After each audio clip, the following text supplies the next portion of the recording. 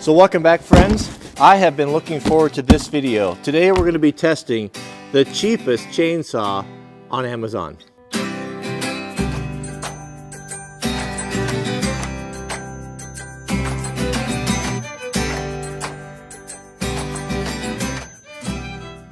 Let's take a look inside. It is hard to believe that you can buy a gas-powered chainsaw for, what, just over $100. I have used a lot of chainsaws in my life.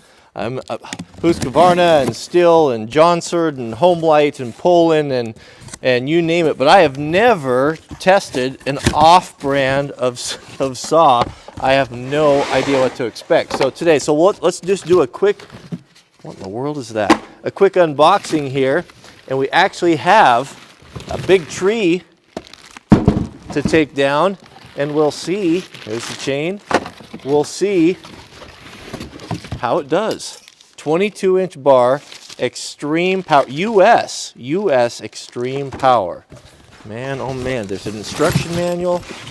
We've got a wrench tool. We've even got some log dogs on there. Let's take a look, see what the initial impressions are here, and we'll put it all together.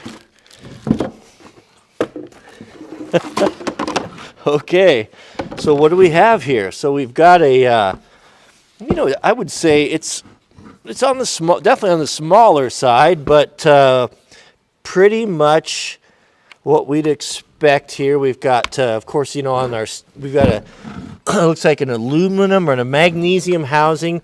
The side plate cover here is plastic. We've got a chain brake.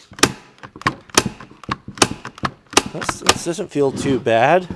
We've got our bar oiler up front here. We've got gas in the back. I don't know what that is. We've got an off and on toggle.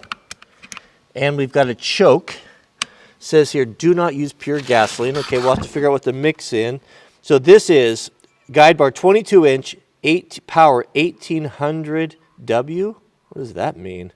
So here are the accessories that it came with. It looks like it's got, looks like it's a 40 to 1. 40 to 1. This was here is for mixing. Came with a little wrench tool. Pretty light duty everything here, but man, $100. I mean, everyone should have a chainsaw around. Even, around here, guys carry them in their. Uh-oh, what's this all about here? They carry them in our trucks in case, because we live in the. What in the world is that? Is that the adjust? That must be the tension adjuster. How do you get this thing off? It should come off of there. We're going to have to read the instructions. Good grief.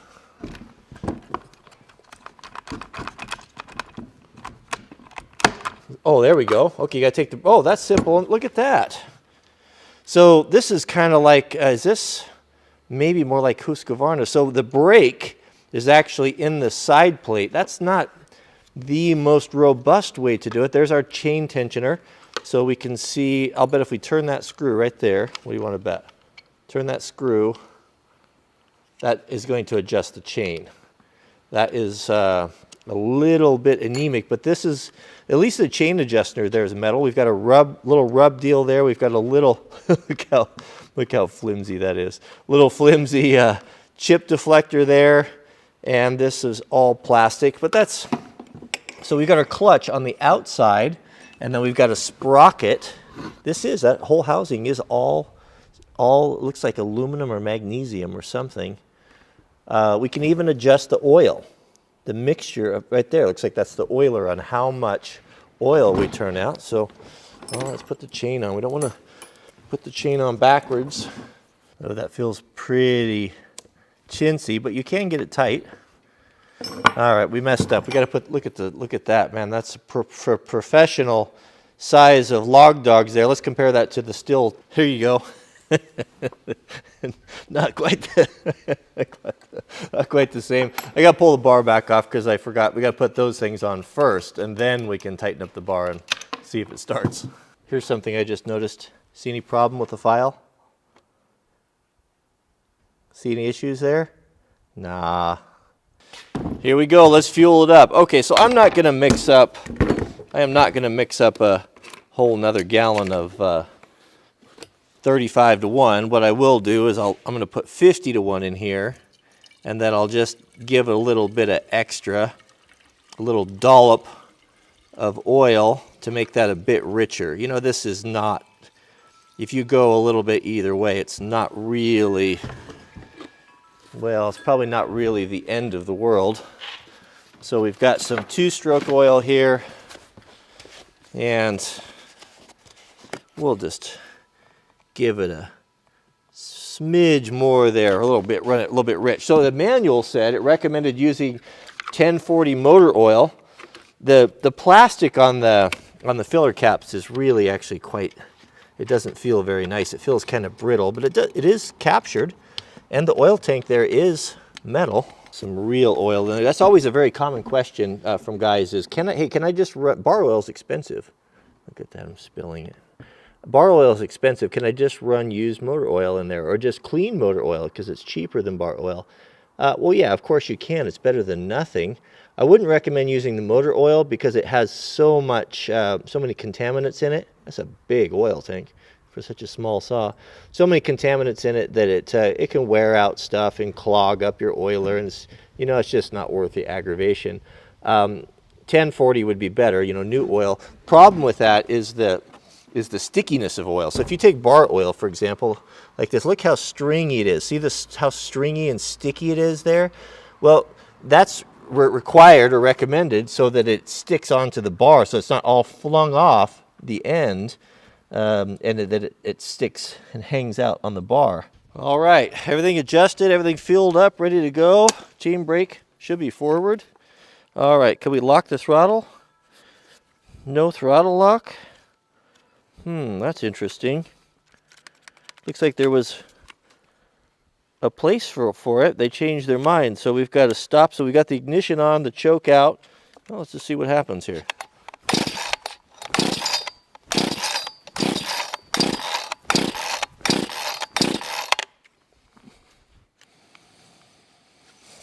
I don't know how it's going to start without a throttle lock on it.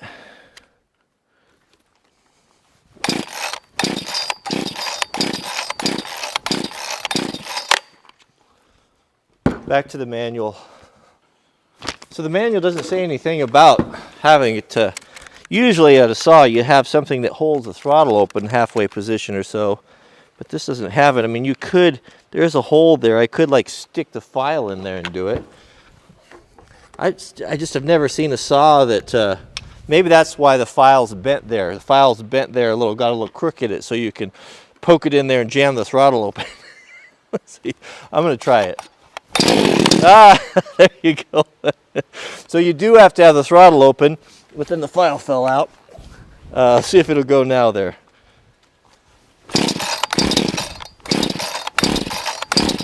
Well, I hate to do this, it's dangerous, but... Okay, try the file trick again. We need that to stay open a little bit.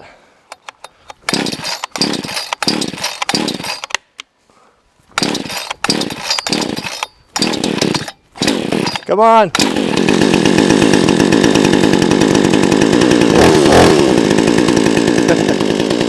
Sounds pretty good, actually.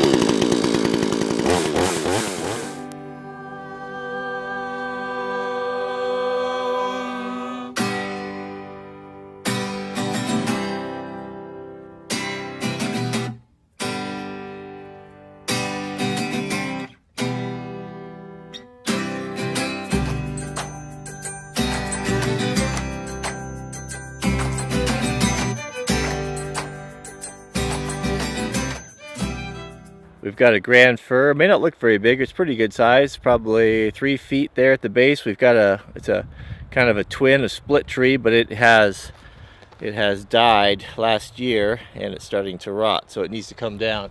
Probably 100 feet tall or so, and it'll be too big for the bar, this 22-inch bar, to reach both sides, so we'll have to come at it from 2 sides. It'll be a good test. A challenging tree to take down because of the lean. Just to give you a little bit better scope of the size of it, it's reasonably big. You know, we can't cut all the way through with the bar. But don't let anybody tell you you can't take down large trees with a small saw. You can. It just takes a little. You got to come at it from both sides. It's not a big deal. So the question is it going to start? Go again. Pretty good. All right, let's have at it.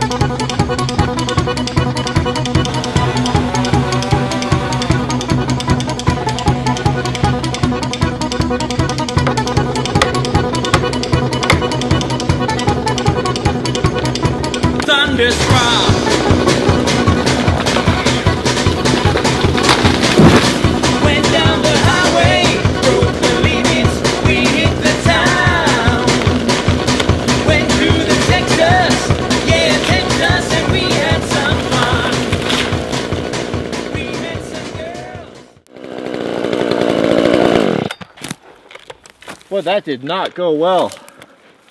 That tree completely surprised me. Just when you think you got it all figured out, you get something like that. So I was wrong. This is not a grand fir. This is a Doug fir. I could tell by the needles here now that I look closer at it in the branch configuration. What happened with that was the center was all rotten, and I was leaving my hinge wood in the center for that. But right where those two trees had grown together, I don't know if water or decay or something got in there and rotted out all the center of that.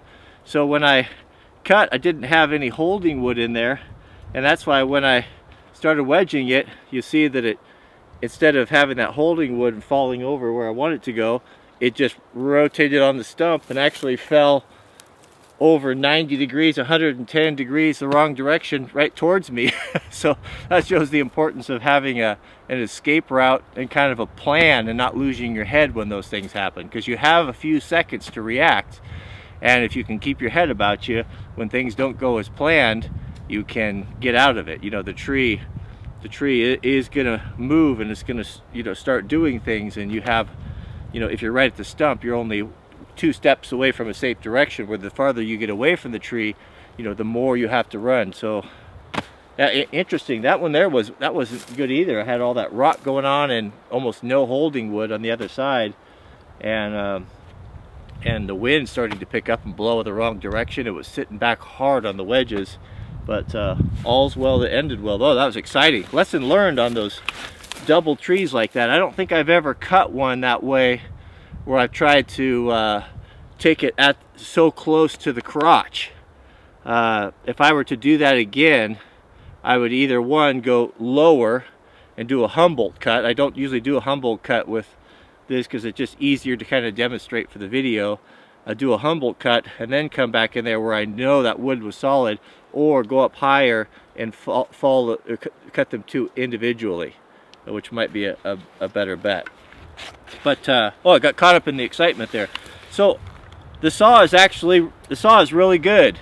It's really good. It's a tiny little saw, but it's got good power, really good power, and it got the job done right there. I had some issues with the fuel sideways, and what happened, I think right about when I got down to about 1/4 of a tank of fuel or so, maybe half a tank, that it was a little bit fussy, that it didn't want to pick up fuel. I'd have to kind of pull it out, bring it up right, run up the throttle, and then it would go again. And then it did act up a little bit, but it didn't act up once I refueled it. It worked fine on its side. So I think that it might be the way that the pickup is designed, but it's a real chainsaw. It actually really works. It's I can't believe it. I really can't believe it. I was expecting this to be kind of a joke, and for it to catch on fire or do some stupid thing or melt, but it hasn't overheated. The ergonomics on it are decent. I mean, it's what you'd expect for $100. It's more than you'd expect for $100 actually. It's got metal in the places that require it. The brake, the handle, the wrap, it starts very consistently, being a brand new saw. The chain tensioner seems to work. The chain is not the best. It's a real low end chain, but you know, that could be remedied with a USA built chain. But I mean, it's a real chainsaw. It really is. There you have it. You know, and it's not the saw's fault that I botched that tree up so bad, but all's well that ends well, right? So that's it. You can, what's the conclusion? You can get a real chainsaw for $100 on Amazon. So I'll put, if you want to look at one of these, or you're interested in having just a cheap backup saw, or just maybe just you don't use a saw all the time, yeah, maybe it'd be a good option for you. But I'll put an Amazon affiliate link there in the subject heading. I think it was $111. But to be honest with you, I'll put the saw in the rotation. I'll put the saw, keep it gassed up and sharpened up and ready to go. If you know, maybe this is a saw that I keep in my truck, you know, where I wouldn't feel so bad, wouldn't feel near as bad if someone stole this versus one of the pro steel saws. I'll cut some firewood with it, you know, put a few tanks through it, see how it holds up. But it's actually quite a good little saw. It really is. All right, well, thanks for watching, and we'll see you guys on the next video.